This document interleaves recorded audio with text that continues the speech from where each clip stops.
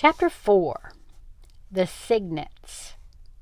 During the night the Swan thought she heard a pipping sound from the eggs, and in the hour just before dawn she was sure she felt a slight movement under her breast, as though a tiny body were wiggling there. Perhaps the eggs at last were hatching. Eggs, of course, can't wiggle, so the Swan decided she must have something under her that wasn't an egg. She sat perfectly still, listening and waiting. The cob floated nearby, keeping watch. A little swan enclosed in an egg has a hard time getting out. It never would get out if nature had not provided it with two important things: a powerful neck muscle and a small dagger tooth on the tip of its bill. This tooth is sharp, and the baby swan uses it to pick a hole in the tough shell of the egg. Once the hole is made, the rest is easy. The cygnet can breathe now. It just keeps wiggling until it wiggles free. The cob was expecting to become a father any minute now. The idea of fatherhood made him feel poetical and proud. He began to talk to his wife. "Here I glide, swan-like," he said, "while earth is bathed in wonder and beauty. Now, slowly, the light of day comes into our sky. A mist hangs low over the pond. The mist rises slowly like steam from a kettle, while I glide, swan-like, while eggs hatch, while young swans come into existence. I glide and glide. The light strengthens. The air becomes warmer. Gradually the mist disappears. I glide, swan-like. Birds sing their early song. Frogs that have croaked in the night stop croaking and are silent. Still I glide, ceaselessly, like a swan." "Of course you glide like a swan," said his wife. "How else could you glide? You couldn't glide like a moose, could you?" "Well, no, that is quite true. Thank you, my dear, for correcting me." The cob felt taken aback by his mate's common-sense remark. He enjoyed speaking in fancy phrases and graceful language, and he liked to think of himself as gliding swan-like. He decided he'd better do more gliding and less talking. All morning long the Swan heard the pipping of the shells, and every once in a while she felt something wriggle beneath her in the nest. It was an odd sensation. The eggs had been quiet for so many, many days, 35 days in all, and now at last they were stirring with life. She knew that the proper thing to do was to sit still. Late in the afternoon the Swan was rewarded for her patience. She gazed down, and there, pushing her feathers aside, came a tiny head, the first baby, the first cygnet. It was soft and downy. Unlike its parents, it was gray. Its feet and legs were the color of mustard. Its eyes were bright. On unsteady legs, it pushed its way up until it stood beside its mother, looking around at the world it was seeing for the first time. Its mother spoke softly to it, and it was glad to hear her voice. It was glad to breathe the air after being cooped up so long inside an egg. The cob, who had been watching intently all day, saw the little head appear. His heart leapt up with joy.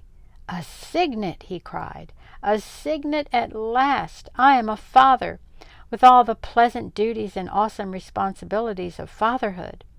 Oh, blessed little son of mine, how good it is to see your face peering through the protecting feathers of your mother's breast, under these fair skies, with the pond so quiet and peaceful in the long light of afternoon." "What makes you think it's a son?" inquired his wife. "For all you know, it's a daughter. Anyway, it's a cygnet, and it's alive and healthy. I can feel others under me, too. Perhaps we'll get a good hatch. We may even get all 5. We'll know by tomorrow." "I have every confidence that we will," said the cob. Next morning, very early, Sam Beaver crawled out of his bunk while his father was still asleep. Sam dressed and lit a fire in the stove. He fried a few strips of bacon, toasted 2 slices of bread, poured a glass of milk, and sat down and ate breakfast. When he was through, he found a pencil and paper and wrote a note. "I have gone for a walk. We'll be back for lunch."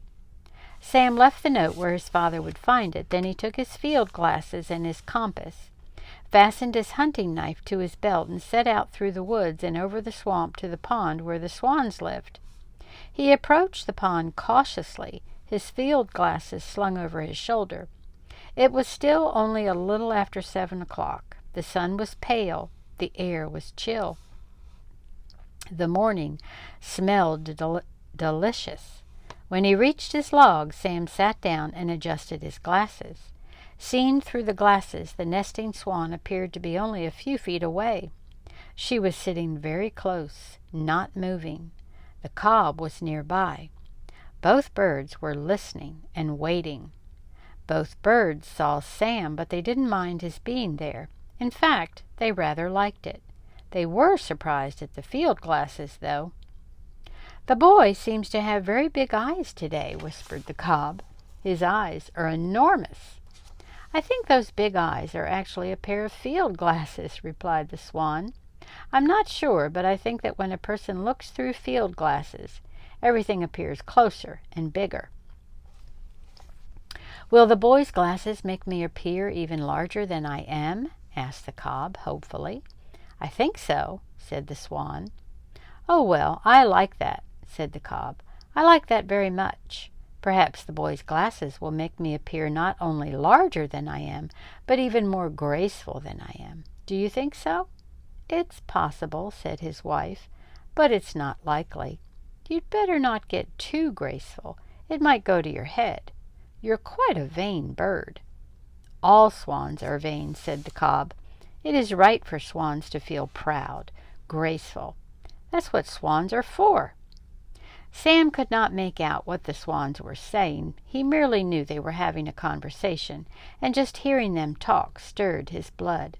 It satisfied him to be keeping company with these 2 great birds in the wilderness. He was perfectly happy. In mid-morning, when the sun had gained the sky, Sam lifted his glasses again and focused them on the nest. At last he saw what he had come to see, a tiny head thrusting through the mother's feathers, the head of a baby trumpeter. The youngster scrambled up onto the edge of the nest. Sam could see its gray head and neck, its body covered with soft down, its yellow legs and feet with their webs for swimming. Soon another cygnet appeared, then another. Then the first one worked his way down into his mother's feathers again for warmth. Then one tried to climb up his mother's back, but her feathers were slippery, and he slid off and settled himself neatly at her side. The swan just sat and sat, enjoying her babies, watching them gain the use of their legs. An hour went by. One of the cygnets, more daring than the others, left the nest and teetered around on the shore of the little island. When this happened, the mother swan stood up. She decided the time had come to lead her children into the water. "Come on," she said, "and stay together. Note carefully what I do. Then you do the same. Swimming is easy." 1, 2, 3, 4, 5, Sam counted. 1, 2, 3, 4, 5. 5 cygnets, just as sure as I'm alive. The cob, as he saw his children approach the water, felt that he should act like a father. He began by making a speech. "Welcome to the pond and the swamp adjacent," he said. "Welcome to the world that contains this lonely pond, this splendid marsh, unspoiled and wild. Welcome to sunlight and shadow, wind and weather. Welcome to water. The water is a swan's particular element, as you will soon discover. Swimming is no problem for a swan. Welcome to danger, which you must guard against. the vile fox with his stealthy tread and sharp teeth, the offensive otter who swims up under you and tries to grab you by the leg, the stinking skunk who hunts by night and blends with the shadows, the coyote who hunts and howls and is bigger than a fox. Beware of lead pellets that lie on the bottom of all ponds, left there by the guns of hunters. Don't eat them, they'll poison you. Be vigilant, be strong, be brave, be graceful, and always follow me. I will go first, then you will come along in single file, and your devoted mother will bring up the rear. Enter the water quietly and confidently." The mother swan, glad the speech was over, stepped into the water and called her little ones. The cygnets gazed for a second at the water, then tottered forward, gave a jump, and were afloat. The water felt good. Swimming was simple, nothing to it. The water was good to drink. Each baby dipped up a mouthful. Their happy father arched his long, graceful neck over and around them protectively. Then he set off very slowly, with the cygnets following along in single file. Their mother brought up the rear. "What a sight!" Sam said to himself. "What a terrific sight! 7 trumpeters all in line, 5 of them just out of the egg.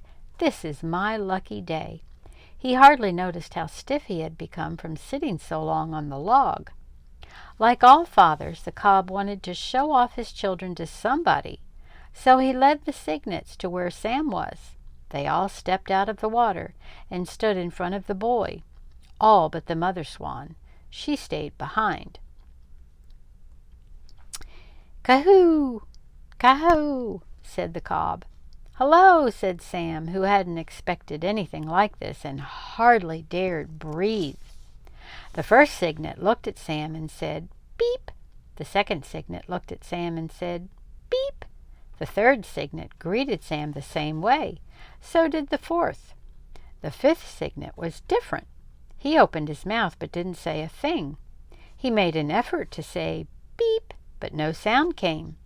So instead, he stuck his little neck out, took hold of one of Sam's shoelaces, and gave it a pull.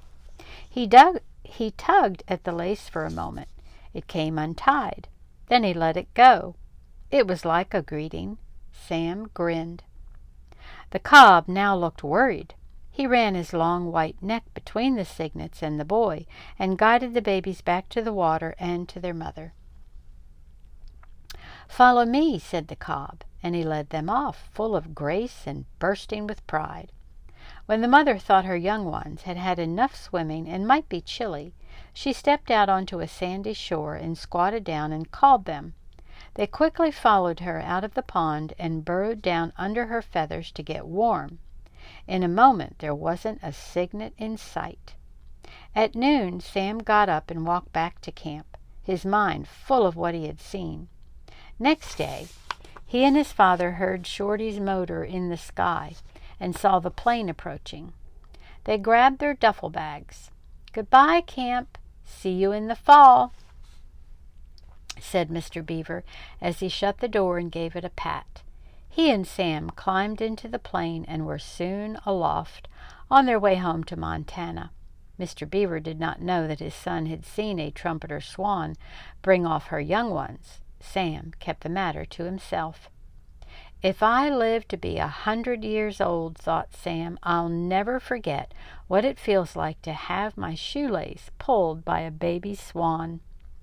Sam and his father were late arriving home at the ranch, but late as it was, Sam got out his diary before he turned in for the night. He wrote, "There are 5 cygnets. They are sort of a dirty brownish gray color, but very cute. Their legs are yellow, like mustard.